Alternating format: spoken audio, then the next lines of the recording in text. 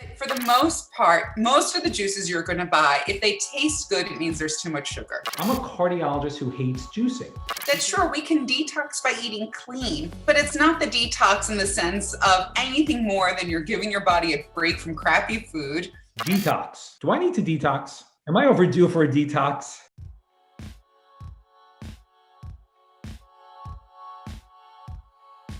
You're detoxing right now. Can you tell? I knew something was going on. Something's going on. You're literally detoxing at this moment. No, and I've tried to re-own the words diet, to re-own the words detox, because I think they've been, for lack of a better word, bastardized, over the last 20 years. My second book was called The Sugar Detox, and that was really helping people get off the sugar sauce, right? Like breaking up with the sugar relationship. So it's getting rid of something and teaching your body how to learn to eat things that aren't overly sweet, because it's a new skill for your body and your palate to learn. Yeah. And then my book after that was called The Diet Detox. And that's when I wanted people to detox from the diets they were eating, right? Like everyone, it's like diets become our name, right? So I'm not just Brooke. I'm Brooke who's paleo. I'm Brooke who's keto. I'm Brooke who's intermittent fasting, right? It's like a middle name for me. And, it's like, how do you know if someone's gluten-free? Well, they'll tell you, so it's all of those terrible dad jokes that I'm making right now. My apologies, but it's your body has this incredible process of detoxing. And yes, I do believe sometimes we can overload our body with too much, right? So that if it's, let's say this period right now, Thanksgiving to Christmas, when we tend to overeat, we can tend to overdrink or to overindulge, that sure, we can detox by eating clean.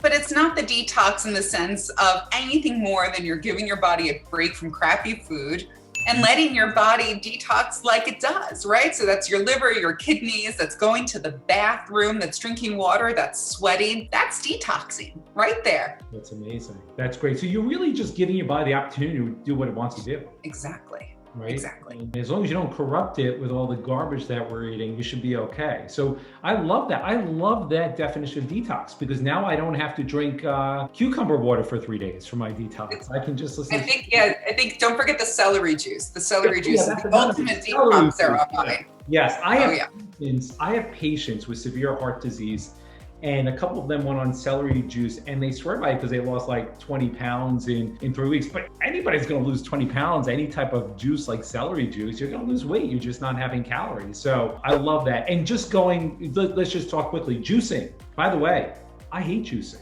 I'm a cardiologist who hates juicing, because to me, you take out the most important part, which is fiber. Why are we taking out the fiber? What are we left with? Yeah, multivitamin. People say, oh, I get vitamin. Take a multivitamin or just eat a well-balanced meal. You don't need to juice because you're getting vitamins. What do you think?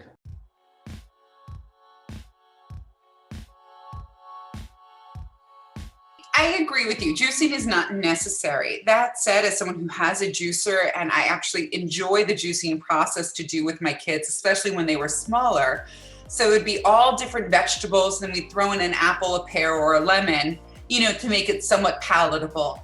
And so for me, that was a great way to use up extra vegetables in my drawer that I definitely wasn't going to cook, something fun to do with my kids. And then for them to drink that, I found it better than a multivitamin. But for the most part, most of the juices you're going to buy, if they taste good, it means there's too much sugar, right? So all of these juices in like a juicing cleanse just sets you up to fail. You think you lose these 5 pounds. It's just water weight because you haven't eaten in 3 days. And then what's going to happen as soon as you have your first bite of food? And most of the time you're going to overindulge after 3 days of juicing because you think you earned it, right? But the truth is you spend 3 days basically drinking sugar. Yeah. So for someone who is looking for something strict like that, there's some really cool like soup delivery services where you can do like 3 soups a day and that kind of stuff. So at least you're getting fiber, it's more filling and a whole lot lower in sugar. So I'm more into souping. Is that a thing? Can we soup versus juice?